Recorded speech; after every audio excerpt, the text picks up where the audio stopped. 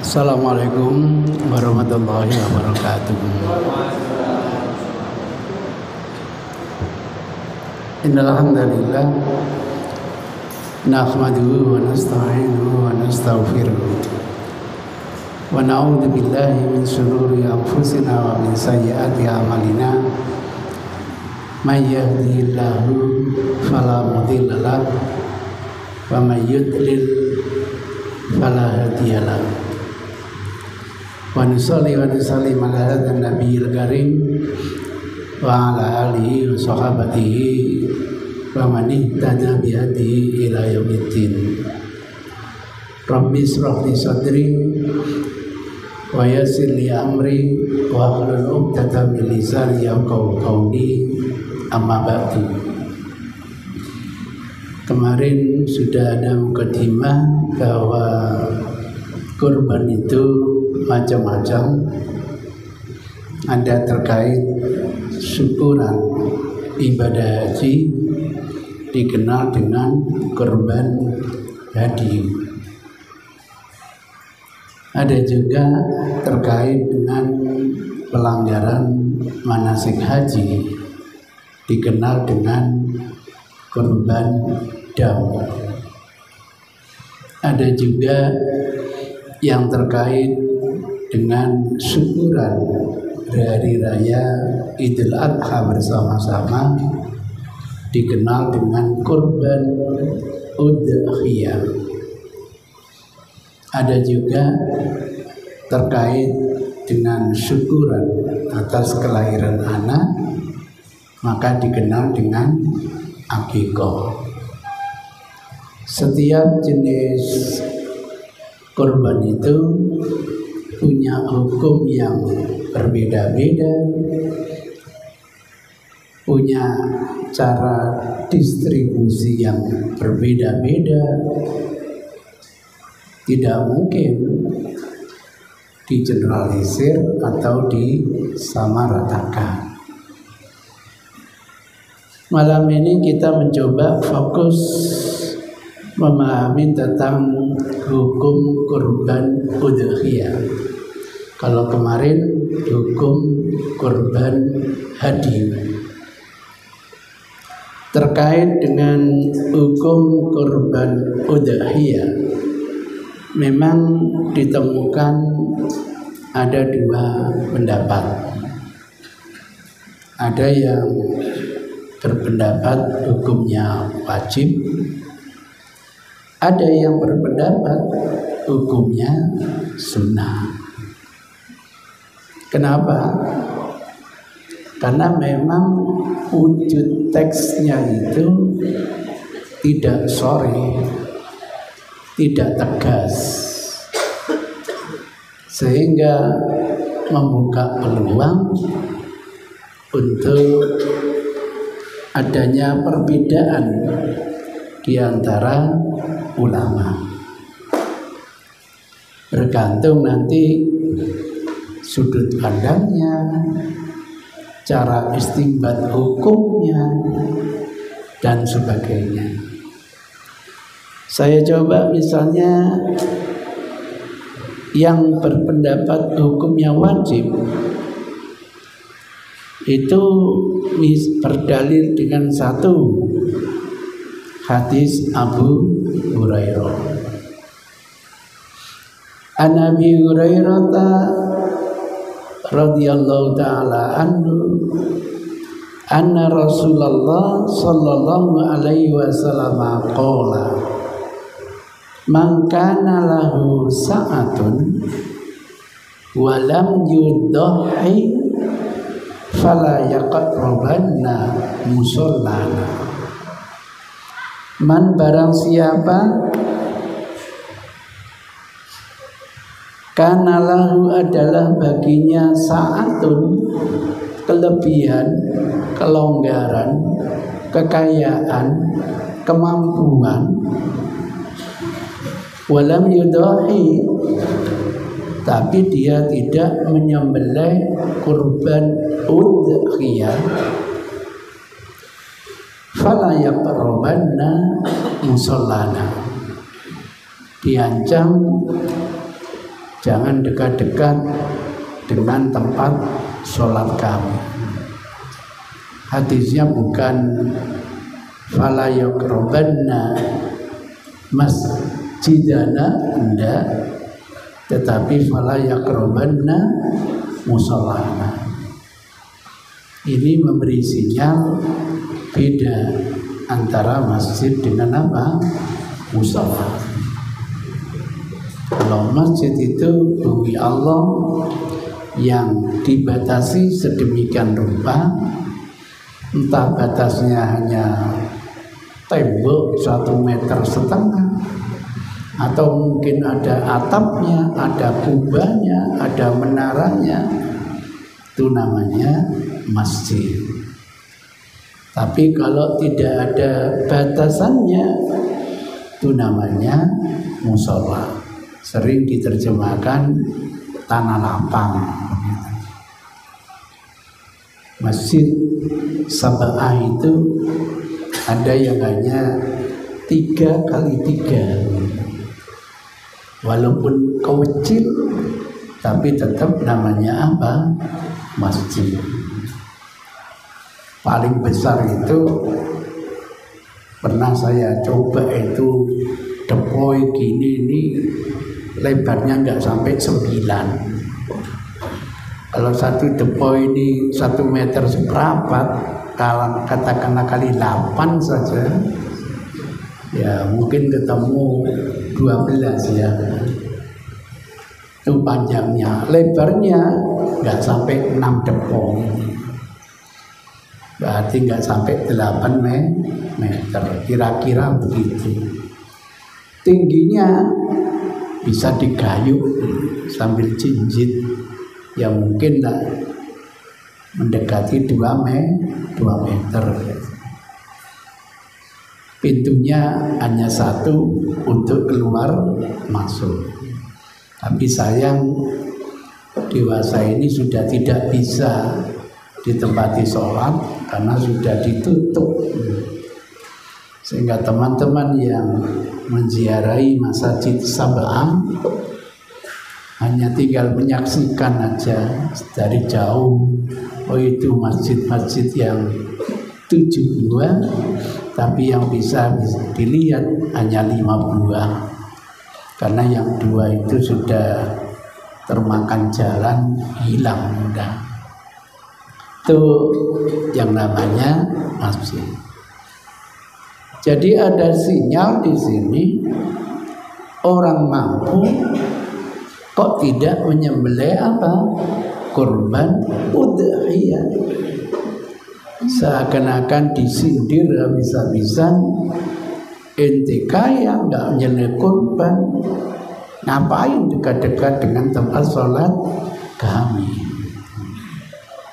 Yang tidak merasa disindir ya nemen gitu. Itu hadis yang dijadikan acuan istimbat hukum bahwa kurban udhiyah itu hukumnya apa? Wajib. Kemudian dalil yang kedua, adanya hadis Mihnaf bin Sulaim. An Mihnaf bin Sulaim qala kunna waqufan indan Nabi. Dulu kami pernah duduk-duduk wukuf bersama Nabi Sallallahu alaihi wasallam di Arafah ketika haji wada di tempat apa? Arafah. Faqala, tiba-tiba Rasulullah dawuh berkhutbah, ya ayyuhan nas, wahai segenap manusia, inna sesungguhnya ala kulli ahli baitin, atas sekeluarga, fi kulli amin, pada setiap tahunnya udhiyatan wa atiratan. Ada beban menjalani udhiyah, penyembelihan kurban udhiyah, wa atira, dan penyembelihan kurban atira. Itu ketika sedang wukuf di Arafah. Atadruna mal atira? Rasul tanya, apakah kalian tahu apa sih yang dimaksud kurban atira itu? Iya, yaitu kurban penyembelihan ternak allati yusamminahan nas ar-rajabiyah, yang sering diistilahkan orang kurban rajabiyah. Jadi masyarakat jahiliyah dulu punya kultur tiap tahun itu penyembelihan kurban di bulan apa? Rajab, yang dikenal kultur rajabiyah. Itu kata Rasul. Jadi setiap tahun kalian ada beban satu, menyembelih kurban udhiyah, tentu pada hari raya Idul Adha, dan penyembelihan kurban pada waktu bulan apa? Rajab, yang dikenal dengan Rajabiyah, yang pada akhirnya hadis atiro itu dinasakh, dihapus oleh Rasulullah Shallallahu Alaihi Wasallam, karena yang dihapus hanya atirohnya, tinggal satu syariatnya, yakni kurban apa? Udhiyah. Itu hadisnya dikeluarkan oleh Ibnu Majah 2533, Tirmidzi jilid 3 halaman 37, hadis nomor 1555, Aunul Ma'bud jilid 7 halaman 481, hadis nomor urut 2771, Ibnu Majah jilid 2 halaman 1045, hadis nomor urut 3125, Nasai jilid yang ke-7 halaman 167. Agar ekstra hati-hati ketika ada penomoran hadis itu. Sering panjenengan punya buku aslinya kok tidak sama penomorannya, mungkin karena beda verifikatornya. Jadi penomoran hadis pada buku-buku itu bergantung kepada verifikatornya, muhakkiknya. Karena cara menghitungnya berbeda, maka cara pemberian nomornya pun sering apa? Berbeda. Maka kalau tidak ditemukan nomor ini, coba cari penerbitan yang lain yang verifikatornya berbeda. Jangan disalahkan terlebih dahulu. Kemudian ini tadi saya katakan ada hukum nasakh dan mansukh, la far'a wala atir. Jadi sudah tidak ada lagi far'an, tidak ada lagi yang namanya atiro. Jadi tradisi-tradisi jahiliyah itu dihabisi oleh Rasulullah Sallallahu Alaihi Wasallam. Kurban pada waktu Rajabiyah itu berbeda dengan kurban pada waktu Idul Adha. Kalau Idul Adha itu kan disembelih, dinikmati nanti orang fakir dan miskin.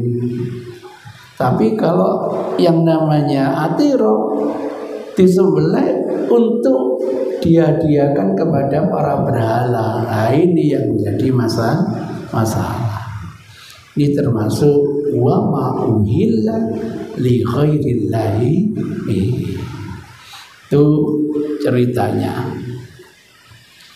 Faraq itu adalah tradisi kalau ada unta pertama kali lahir, jadi anak yang pertama ini wajib disembelih ketika nanti sudah layak disembelih.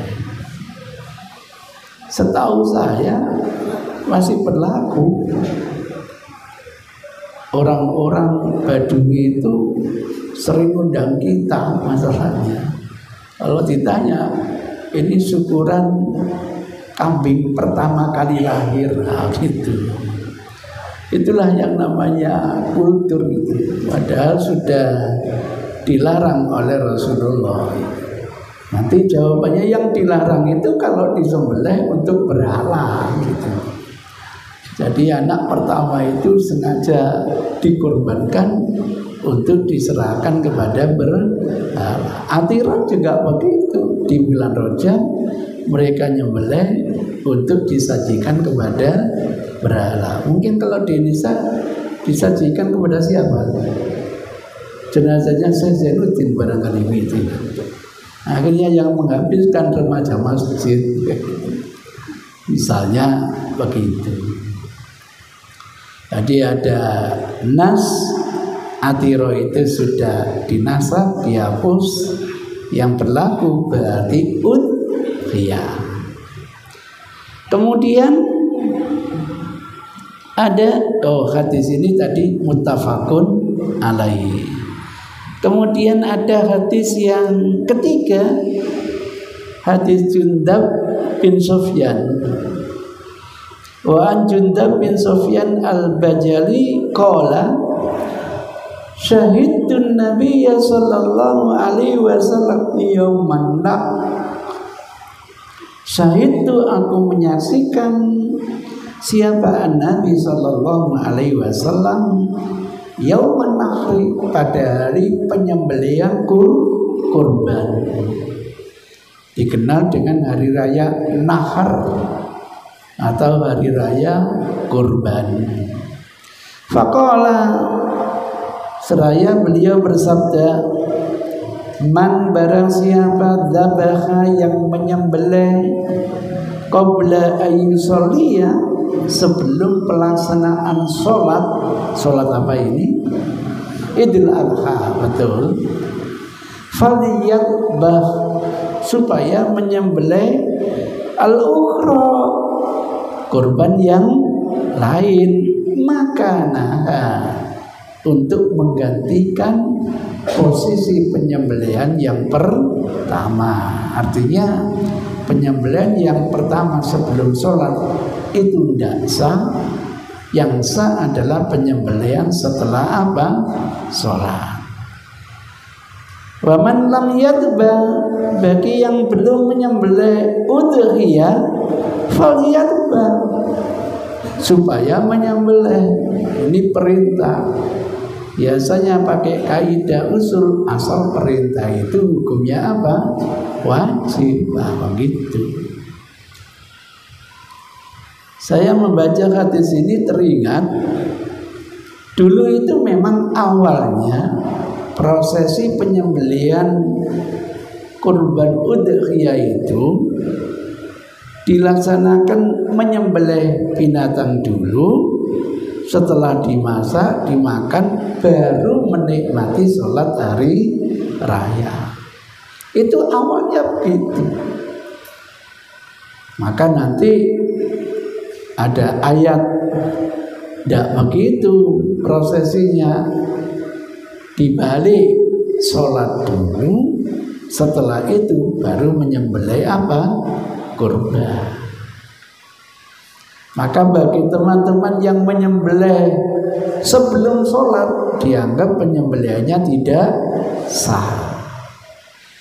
Baru sah itu nanti kalau disembelih sesudah sholat. Sebagai tambahan, Ada ketua suku yang menghadap kepada Rasul, minta rukhsah, minta kemudahan supaya diizinkan menyembelih dulu sebelum sholat.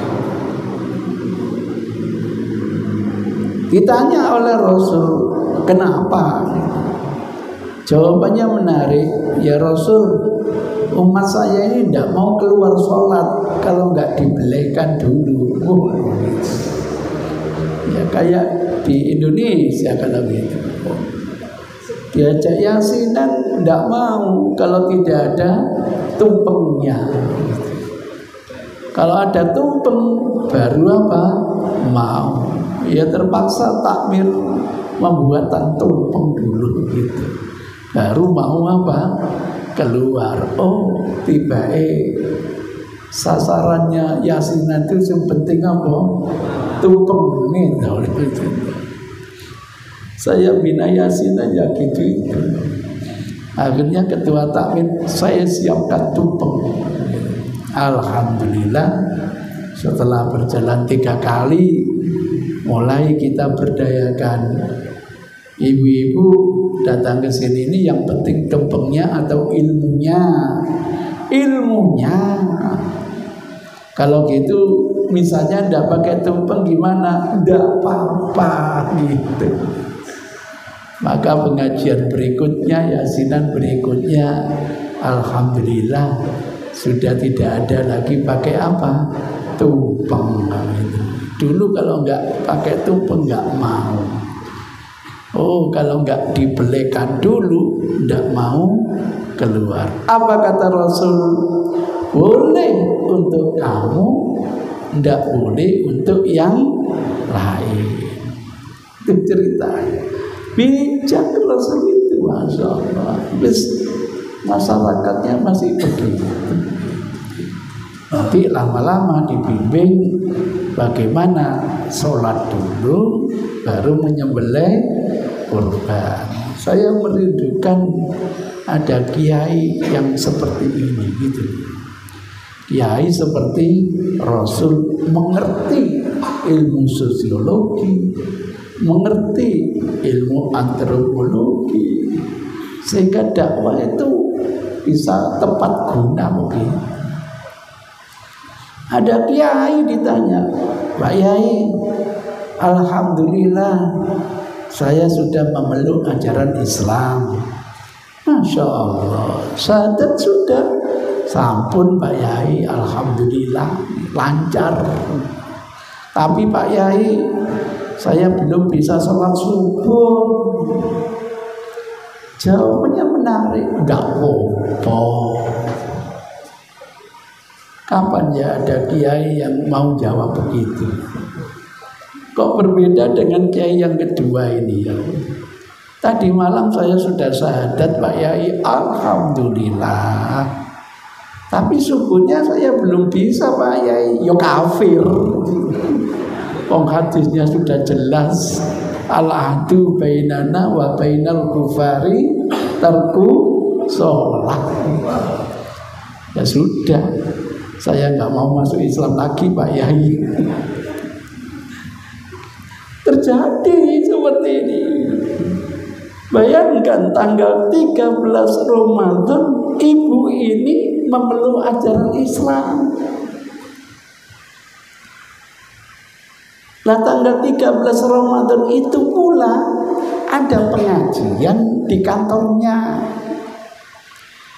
Ikut pengajian di siang hari. Sekarang kantor-kantor begitu ibu bapak. Daripada nganggur, ayo dijadikan kita ini tadabbur Quran. Begitu trennya sekarang. Enggak BRI, enggak Bank Jatim, BSI, Masya Allah. Saya isi di Surabaya begitu, memanfaatkan waktu kosong. Tuh kantor apa? PKKP gitu. Jadi daripada nganggur dimanfaatkan untuk tadabbur ngaji. Ya namanya ibu mualaf tanya, Pak Yai, katanya puasa Ramadan itu hukumnya wajib. Iya, Dalilnya keluar, ya ayyuhalladzina amanu kutiba alaikumus shiyam. Lah saya baru masuk Islam tadi pagi terus langsung puasa. Berarti kan 13 hari yang lalu saya belum puasa. Saya gimana saya? Ya harus mengqadha. Mengqadha itu apa? Ya nyaur. Duh, abot tiba masuk Islam. Wis gak sida masuk Islam kata-kata. Masya Allah. Sawah saya ngisi di Mojosari itu, ibu ini dihadapkan kepada saya oleh panitia. Ini Ustadz, ibu yang awalnya sudah mualaf kemudian balik lagi Ustadz itu. Iya Bu, iya. Kenapa Bu? Islam itu ternyata berat. Memang ibu masuk Islam kapan? Tanggal 13 Ramadan Ustadz. Terus katanya saya harus nyaur.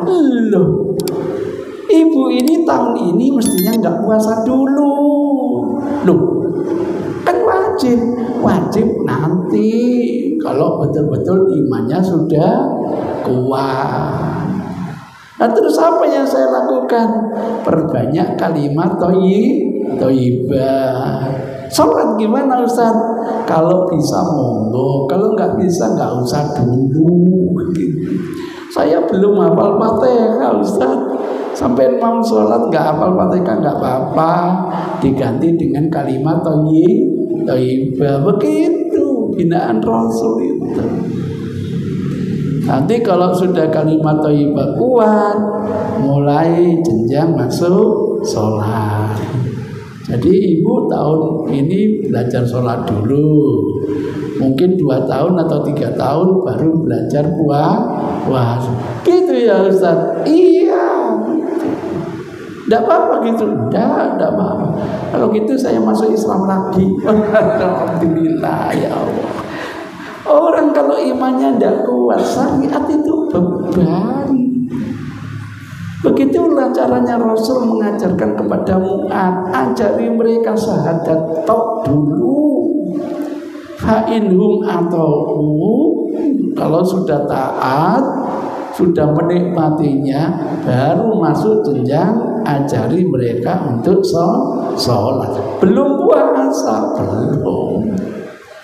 Zakat belum, masih jenjang sholat gitu. Fa'inhum atau ada proses. Sudah menikmati sholat, sudah tidak merasa terbeban, tingkatkan, ajari mereka untuk puasa gitu.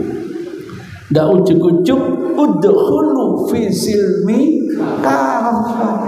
Awal-awal itu belum kafah. Padahal sudah Islam hampir 60 tahun. Loh kok bisa begitu? Sholat sudah, puasa sudah, keleniknya masih belum tuntas, masih bersih-bersih, keris. Boleh enggak Pak? Ya boleh sih. Bersani keris kok kau. Tapi saya ngerti yang dimaksud ritual begitu. Nah itu jadi problem. Nah di persen itu ya kau gitu. Jadi itu perlunya dakwah itu biar umat ini tidak merasa terbeban untuk menjalani syariat Islam. Nanti kalau imannya kuat, syariat jadi makanan, jadi kebutuhan media takarrub kepada Allah. Kemudian ada lagi hadis Jabir. Hadis Jabir, anna Nabiyya sallallahu alaihi wasallam qala, Rasulullah bersabda, "Man kana dzabaha qabla shalat falyu'id." Penegasan dari yang tadi. Masih ada saja, sudah diingatkan sholat dulu baru apa? Nyembelih. Masih ada yang menyembelih sebelum sholat. Diperintah Rasul untuk mengulang penyembelihannya. Tidak sah penyembelihan pertama, baru sah penyembelihan yang kedua. Hadisnya ada di Bukhari, ada di Muslim, ada di Nasai, Ibnu Majah, Baihaqi, dan Ahmad. Kemudian ada firman Allah Subhanahu wa taala, a'udzubillahi minasyaitonir rajim, fasholli li rabbika wanhar. Nah, ini kata-kata wanhar. Sembelihlah kurban. Wujudnya adalah kata kerja perintah naharo. Wanhar, nah, itu kata kerja perintah. Surat Al-Kautsar ayat 2. Terakhir adalah ayat berikutnya, maksudnya firman Allah di dalam surat apa ini? Surat Al-Hajj ayat 36. Wal budna ja'alnaha lakum min sya'airillah. Nah, ini ada namanya binatang untuk sembelihan. Al-budn, salah satu jenis unta yang disembelih sebagai syiar agama Allah. Fiha khair. Fadhkuru smallahi 'alaiha shawab fa idza wajabat nubuha fakulu minha wa at'imu al-qani wal mutar. Ini perintah menyembelih unta. Terakhir, kul, katakanlah, inna sholati, sesungguhnya sholat saya, wa nusuki. Ini nusuk bisa berarti ibadah, bisa berarti penyembelihan. Bisa dimaknai sesungguhnya penyembelihan saya didekatkan, digabungkan dengan sholat. Sholat itu sinyalnya hukumnya wajib. Penyembelihan nanti terkait juga sholat, hukumnya apa? Wajib. Wa mahyaya, hidupku, wa mamati, sampai matiku, lillahi, hanya untuk Allah, Rabbil alamin, zat yang mengerob, yang mengatur alam semesta. La syarika lahu, tidak ada sekutu baginya. Wa bidzalika, yang sedemikian itulah umirtu, aku diperintah, wa ana awwalul muslimin, dan saya harus menjadi orang terdepan pasrah terhadap perintah Allah. Tidak mungkin dimaknai denotatif, karena orang muslim yang pertama bukan Ibrahim. Ini ungkapan Ibrahim yang ada di dalam Quran itu. Ibrahim bukan muslim yang pertama. Muslim yang pertama adalah Nabi Adam. Dan semua agama yang dibawa oleh para nabi dan rasul adalah agama apa? Islam. Itu sebabnya nanti di hari kiamat, inna dina indallahi Islam. Maka mestinya yang ngomong wa ana awal muslimin, mestinya Nabi Adam. Nah, ternyata ini ikrarnya Nabi Ibrahim. Kita pun boleh berikrar wa ana awwalul muslimin. Tidak dimaknai denotatif, tapi dimaknai konotatif. Ada perintah apapun, saya harus yang terdepan sebelum saya menyuruh orang lain. Dan perintah sedekah, saya harus yang terdepan sebelum saya menyuruh orang lain itu sedekah. Itu karakter yang masya Allah. Nah, itu dalil-dalil yang berhasil saya rekrut dari sekian banyak referensi. Mungkin masih ada dalil lain yang belum tercover.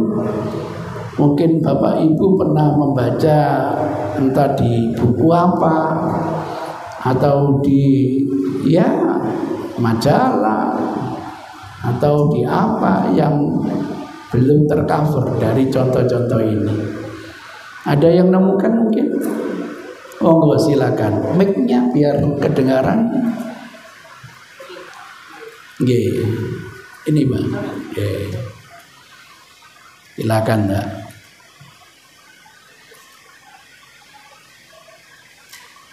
Terima kasih, Ustaz. Nggih. Ini terkait dengan kur juga.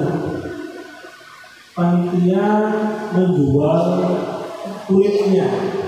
Bagaimana hukumnya, Ustaz? Menjual kulitnya pada saat kemudian berlebihan. Terima kasih, Ustaz. Terima kasih. Ini memang nanti kaitannya ke sana, Pak. Jadi kita runtut mulai hukumnya dulu, baru nanti etikanya, pembagiannya, sampai kepada insya Allah sampai pertanyaan Bapak nanti, misalnya gitu. Jadi kita handle dulu ya Pak ya, karena waktunya habis. Terima kasih. Jadi ini mungkin PR bagi kita semua. Barangkali masih ada dalil, kita ingin seluruh dalil kita rekrut, kemudian kita bahas gitu. Kita analisa. Kemudian baru kita komparasikan dengan apa? Orang yang berpendapat tidak mewajibkan, kita analisa, kita komparasikan lagi. Enak gitu itu. Kalau kita mendengar dari manapun, insya Allah ilmu kita tambah luas. Kalau ilmu kita luas, kita ini faham, kertek kok yang lebih mantap yang itu. Bismillah. Ya Allah, kalau masih keliru, ampunilah kami. Bahkan mudah-mudahan tetap dapat pahala. Demikian, kurang lebihnya mohon maaf. Billahi hidayah wa taufik. Wassalamualaikum warahmatullahi wabarakatuh.